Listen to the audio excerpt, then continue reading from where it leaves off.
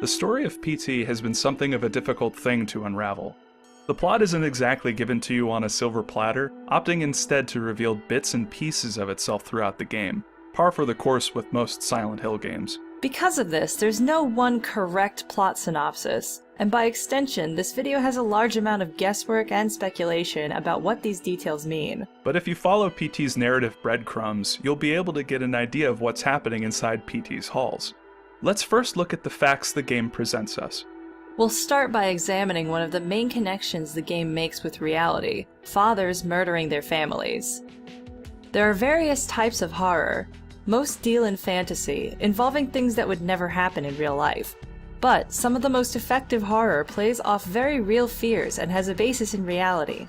Actually, a lot of horror uses the based on real events line to establish a link to reality, telling its audience, this could happen to you. PT is no different. During the first hallway loop, a radio broadcast tells the story of a gruesome murder of a family at the hands of the father. The day of the crime, the father went to the trunk of his car, retrieved the rifle, and shot his wife as she was cleaning up the kitchen after lunch.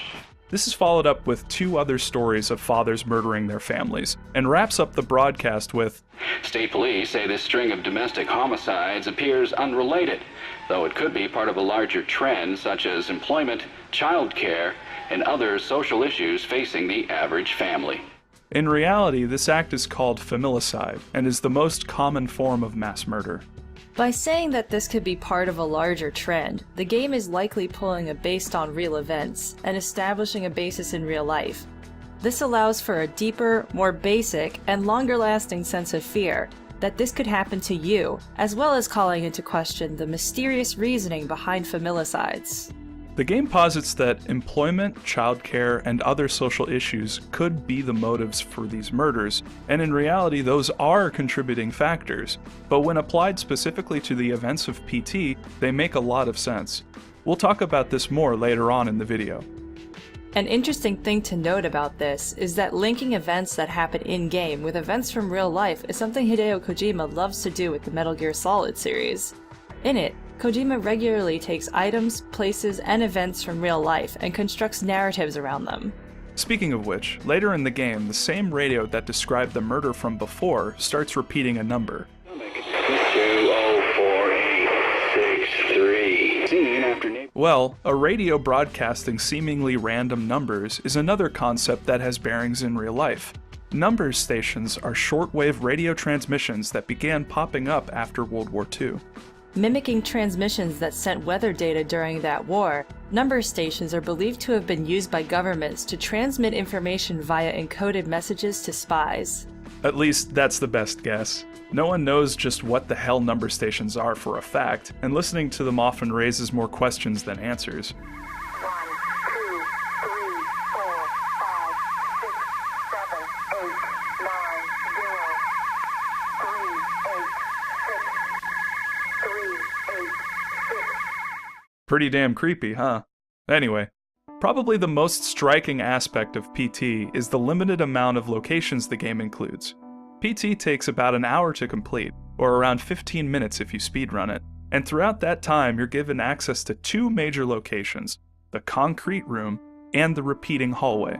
It's worth noting that there are two things about the hall that have appeared in Silent Hill games before: doors that lead to nonsensical places, sometimes in a looping fashion, and a theme of descent. The repeating hallway, when mapped out connected to itself, is actually making the player subtly descend in a spiral pattern. In earlier games, this was symbolic of a mental or emotional descent, delving into the mind to perhaps unearth lost memories. Anyway, fun references aside. The first location we're introduced to is the concrete room. In it are a few notable things, such as a small wooden table with a bloody brown paper bag on it. It will talk to us at certain points in the game, but we'll talk more about the bag later. Another curious thing about this room are the tally marks on the wall, which seem to indicate someone counting something in here. Additionally, if you stand silently in this room, you'll be able to hear the sound of something scratching at the door, or possibly creating new tally marks on the walls.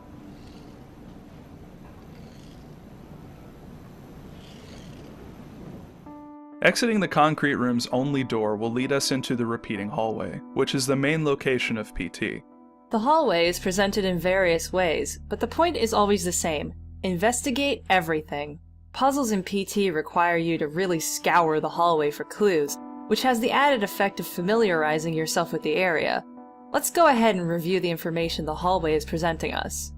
Probably the first thing you'll notice about the hallway is that it belongs to someone. This can be deduced by the personal items laying about.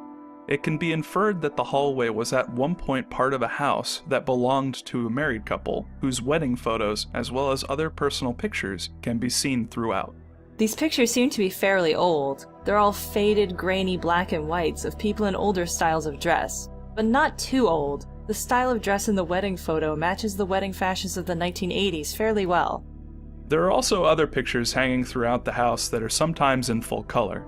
A lot of them are mundane sceneries, but others are odd, depicting blurred figures, or this one, which is an upside-down photo negative of a tunnel. There's also a digital clock toward the beginning of the hallway that reads 23:59. It stays stuck like that for a large portion of the game, but during the other hallway loops the clock gets stuck at 000, midnight. During the final loop the clock starts at 23:59, but after a minute from entering the hallway a clock will chime 12 times and the digital clock will change to read 000. Leaving the final hallway loop resets the clock back to 23:59. It's interesting to point out that midnight marks the start of a new day, and this flux between 2 days may have been an intentional theme. One of the more intriguing elements of this hallway is the various cans of beer strewn throughout it, indicating that someone who lived here possibly had a drinking problem. While it doesn't seem to come into play much, it appears to be raining outside the hallway. This was likely done to set the mood of the hallway and add an interesting soundscape for otherwise silent moments in the game. Despite being locked at the beginning of the game, the bathroom opens up on the 6th hallway loop, and there are a few interesting things inside. Most notably a live bloody fetus in the sink, which talks to you at another point in the game, but we'll go over that in detail in a bit. Another interesting thing is the bathtub, which when first seen is full of water, but is later emptied during the red hallway loop. There's also a hole in the wall above the bathtub, which at one point the player looks through to hear the murder of a woman with a bladed object after being held underwater in the bathtub.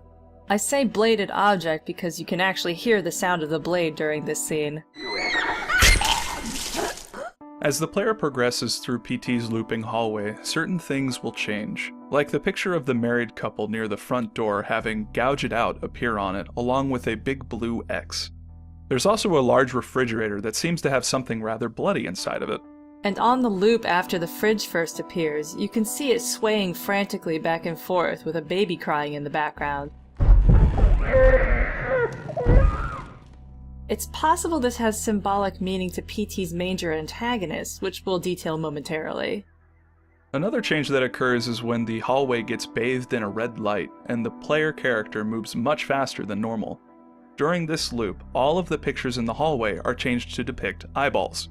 This is likely a hint to the player on how to solve this loop's puzzle, which requires you to look through a peephole. Now that we've covered some of the major locations and themes in PT, let's go over the characters that appear throughout the game, starting with the character you play as. You know, that Norman Reedus lookalike. Firstly, it's likely that the character you play as is the person walking around the town at the end of the game. Evidence for this can be seen in multiple places. First at the beginning, where you see the player character wearing a jacket that looks to be the same one Norman is wearing in the final scene. Additionally, in the red hallway loop, you can enter the bathroom and get a slightly better look at your player character in the mirror. Looks a lot like Norman, doesn't he? The next character we'll discuss is the ghost that terrorizes you throughout PT, whose name appears to be Lisa. This was confirmed by Kojima himself, while showing off the Lisa decoys in the upcoming game Metal Gear Solid: The Phantom Pain. 兵器でこれ今日は新しいデコイですね。まあこれは PT のリサ。リサ。 But additionally, the name Lisa appears in PT written above the loop door in the quote, "Forgive me, Lisa, there's a monster inside of me." Who exactly wrote this above the door is unknown, but the context of it seems to indicate that it was Lisa's husband expressing regret that he murdered Lisa and their children, as detailed in that radio broadcast from before. Physically, Lisa appears to the player as a woman with short black hair wearing a bloody white dress. She has unusually long legs and is wearing a single high heel on her right foot. She's also missing her right eye, which seems to be related to the gouge it out puzzle, as the eye being gouged out is the right eye of the woman in the picture. It can be inferred from this puzzle that the woman in the picture and the ghost haunting PT's hallway are the same woman. Although the ghost and the woman in the pictures don't look the same, the gouge it out link, along with the radio saying that all the murders were unrelated in every way besides husbands killing their families, cause us to believe they are meant to be the same person. The ghostly form of Lisa also seems to be inspired by Japanese yurei, also known as, well, just ghosts outside of Japan. Japanese ghosts share a basically uniform design thanks to kabuki theater developing a specific costume for ghosts. Black hair, although Lisa's is far shorter than the usual yurei hair, white clothing, and hands dangling lifelessly from the wrists, which are held outstretched with the elbows near the body. Though it's not the 100% correct arm position, she does have especially limp arms in general. Even in Silent Hill 4, when Cynthia was turned into a ghost, her appearance changed quite a bit, and she took on the form of a yurei, pale, long-haired, and limp-limbed. Of course, the appearance changes in PT can be somewhat hand-waved by the "monsters, they look like monsters to you" defense, and by that we're talking about this cutscene from Silent Hill 3. Don't stand there looking so smug. You're the worst person in this room. You come here and enjoy spilling their blood. And listening to them cry out. You feel excited when you step on them and snuff out their lives. Are you talking about the monsters? Monsters? They look like monsters to you? Oh no. Don't worry. It's just a joke. Which has been hotly debated as being either Vincent messing with Heather's head or Vincent letting some truth slip about the monsters in Silent Hill actually being real people you're murdering this whole time, because Silent Hill makes them look like other scarier things. But that whole "it looks different because the other world just does that sometimes" argument can really suck the fun out of certain Silent Hill conversations.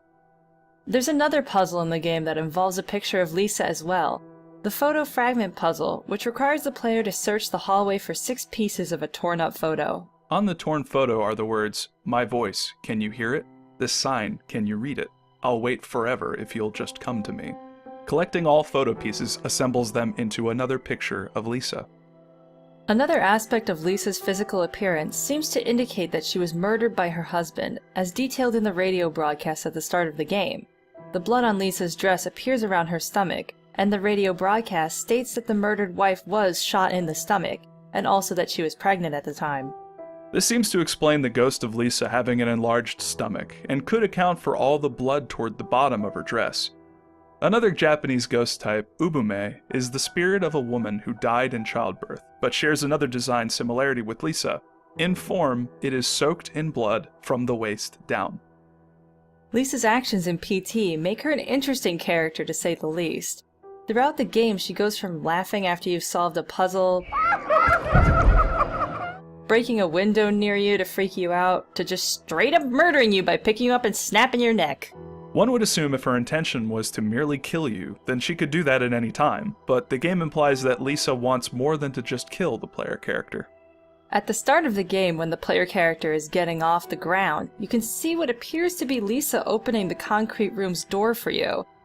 This makes it seem like Lisa is out to punish the player character for something, or at the very least torture him for fun. Which is pretty similar to the MO of Silent Hill itself in the games.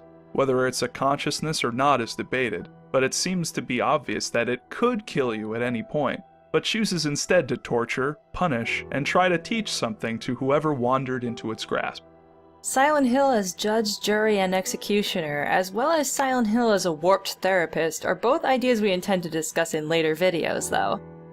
So does the character you play in PT have anything to do with the central murder the game revolves around? Well, the man in the photos in the hallway doesn't really look anything like Norman Reedus, but the sink fetus seems to address you as the father who murdered Lisa and his kids. You got fired, so you drowned your sorrows in booze. The booze being a connection to the repeating hallway. Throughout it, you can see cans of beer strewn about, indicating someone there possibly had a drinking problem. Or at least a littering problem. Considering that the hallway seems specific to Lisa and her husband, a fair conclusion can be made that the alcoholic was Lisa's husband. All this meaning that the fetus at least thinks you're the man who murdered Lisa and his family. But at the end of the game, during the major reveal, the same voice who talks to us as the fetus starts talking about his father, not only as if we aren't him, but also as though we don't know who the guy is. Dad was such a drag. Every day he'd eat the same kind of food, dress the same, sit in front of the same kind of games. This plays into the confusion about who you play as in PT, which is encapsulated by the line we've heard a few times in the game, when the helpful bag says, "The only me is me. Are you sure the only you is you?" Another character of note is the paper bag that we just mentioned, who appears in the concrete room after you get killed by Lisa for the first time. What is inside the bag is unclear, but it appears to be wet with something, possibly blood. Whatever it is, it should be noted that in order to get the bag talking, you have to get Lisa to jump you and kill you. Afterward, you'll hear a small buckle moving, and the sound of a zipper being unzipped. It's possible these events are connected, and whatever is inside the helpful bag was taken out of the player character, like his spleen or his stomach. The helpful bag is also something that kinda sort of appeared in Silent Hill before, especially in Silent Hill 2. The dead guy in the streets with the diary pages talking about the creatures, the hospital director leaving you a wrench, key, and maps, the "there was a hole here" message, and the "if you want to see Mary you should just die" message.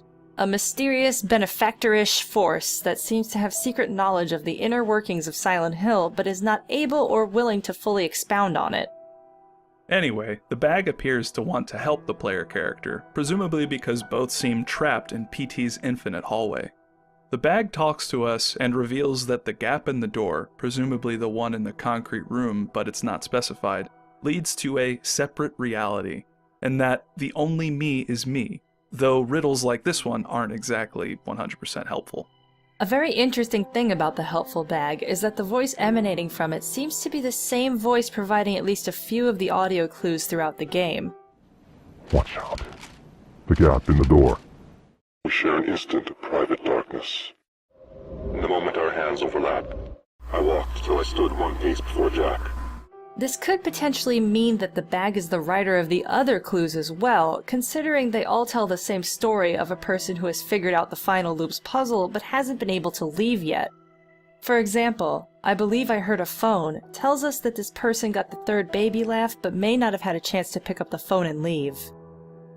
Despite being a major character, not much is known about Lisa's husband. We know he killed his family, Lisa, their son, and their daughter, and there are a few pictures of him in the hallway, but we don't know his name, nor do we know the true motivations behind his actions. What we do know is that Lisa's husband wasn't the first husband to murder his family.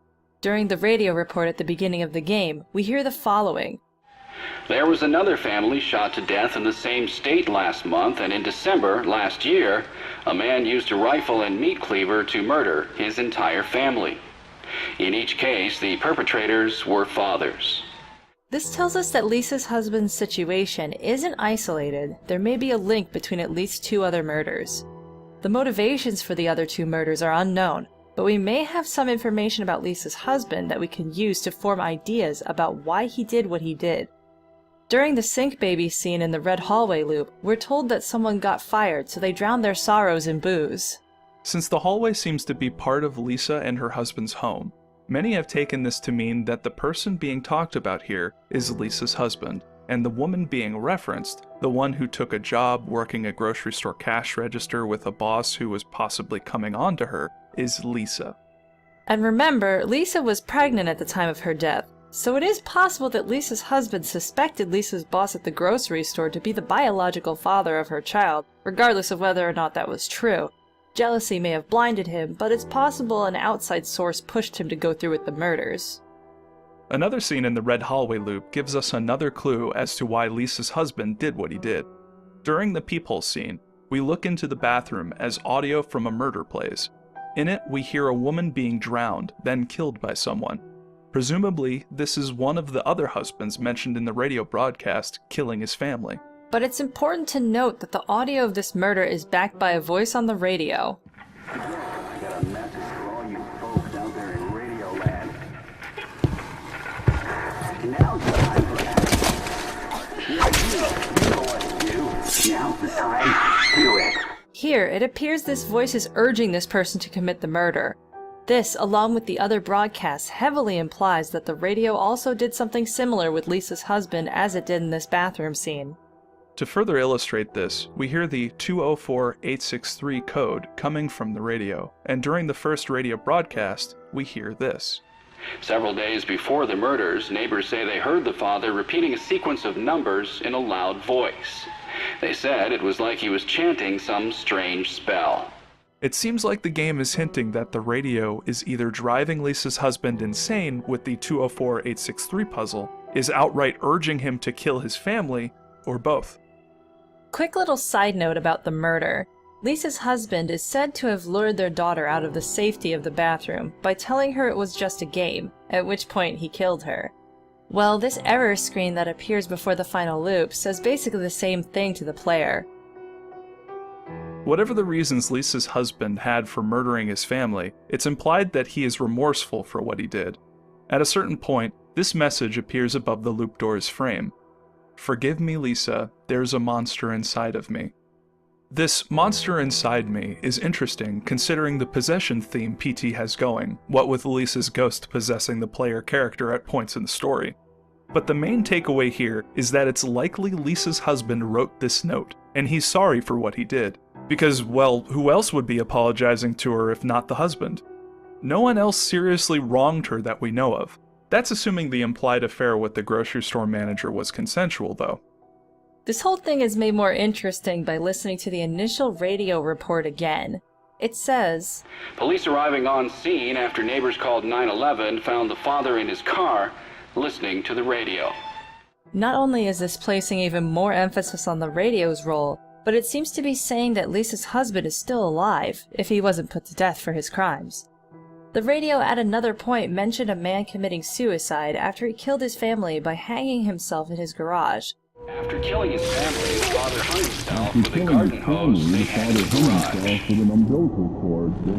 garage. This hanging story conflicts with the listening to the radio in the garage story, so we either have the conclusion for two different murders here, or the radio is messing with us. I mean, I'm no expert, but I don't think an umbilical cord is strong enough to support a person's weight to strangle them or break their neck.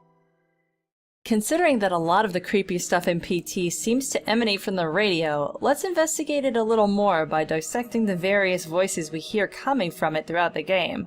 First up is the voice we hear at the start of the game, the one heard reporting on the murder of Lisa's family. The day of the crime, the father went to the trunk of his car, retrieved the rifle, and shot his wife as she was cleaning up the kitchen after lunch. It's likely that this is the voice of an actual reporter being played back to the player character, since one of the error messages later in the game indicates that the murder being reported happened 20 years ago. That or it's some mischievous character acting like a reporter to mess with us, but nothing in the report implies that. The next radio voice we hear is what we're calling the evil voice, since it's the one that punks us into a jump scare by saying "look behind you," which is one of the factors involved in getting us killed by Lisa. Look behind you. I said, look behind you.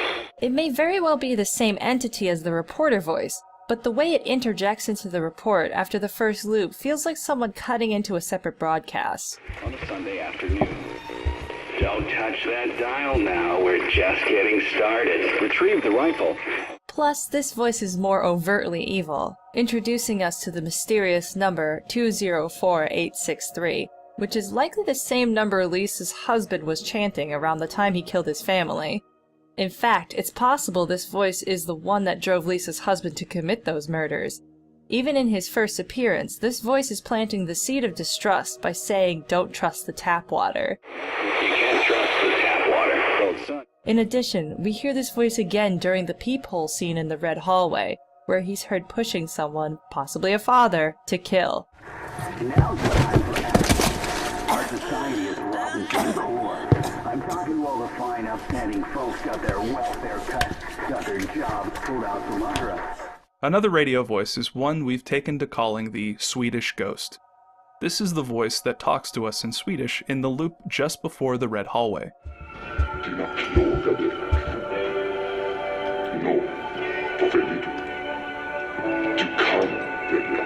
It has a different attitude than the other voices, which leads us to believe it's not one of the other radio voices pretending to be someone else. The content of the Swedish Ghost's message pertains more to helping the player character come to his world, which might not be such a great idea.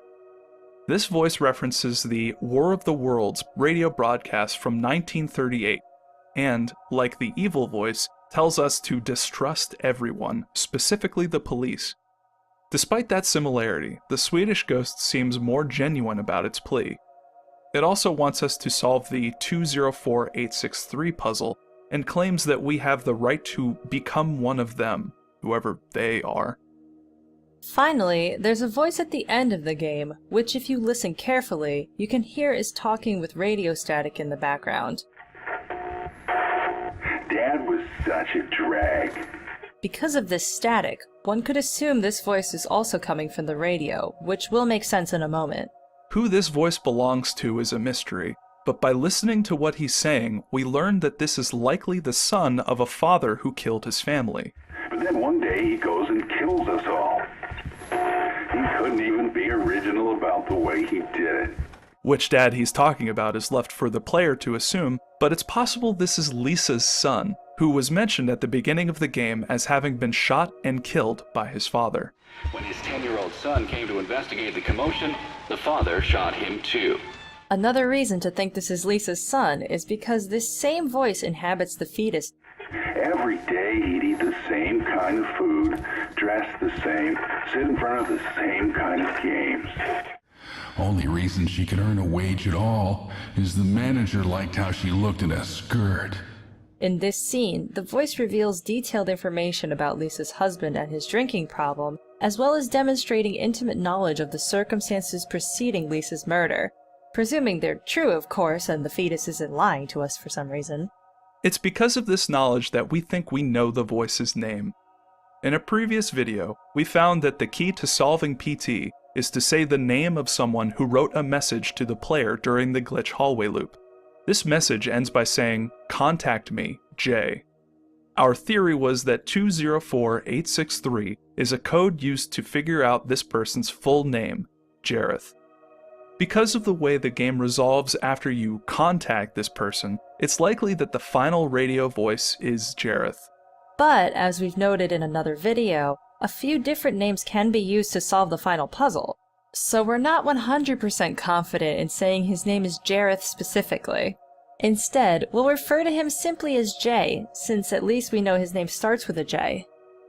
An interesting thing to note about Jay's monologue at the end of PT is that, if you listen carefully, you can hear his voice start with radio static in the background, as we've already pointed out. But, by the end of his message, Jay's voice no longer has the radio static behind it. I'm not complaining. I was dying of boredom anyway. But guess what? I will be coming back, and I'm bringing my new toys with me.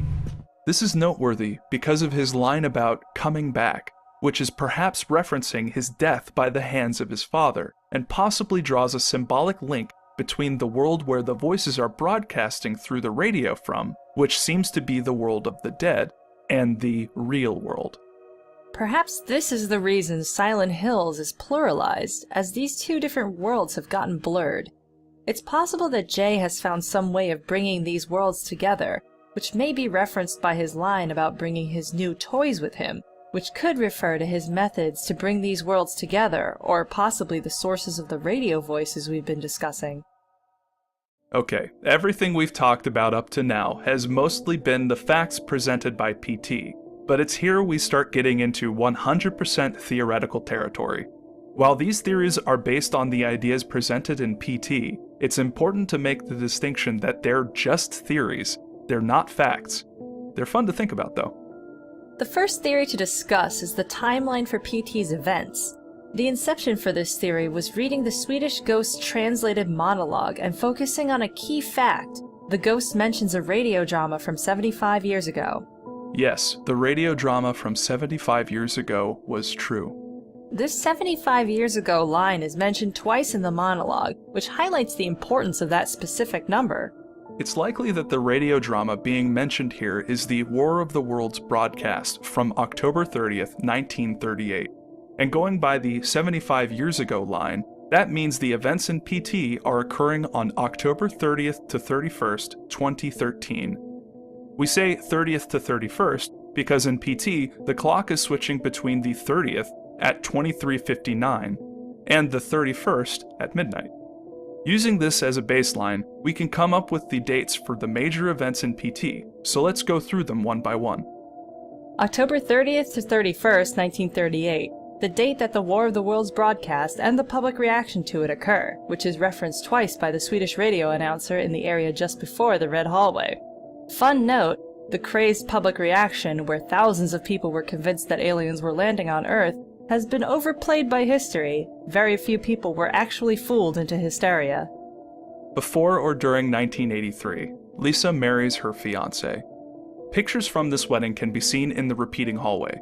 This is an assumption made by presuming that Lisa and her husband would marry before or during the year they have their first child. 1983. Lisa and her husband have their first child, a boy with the first initial of J.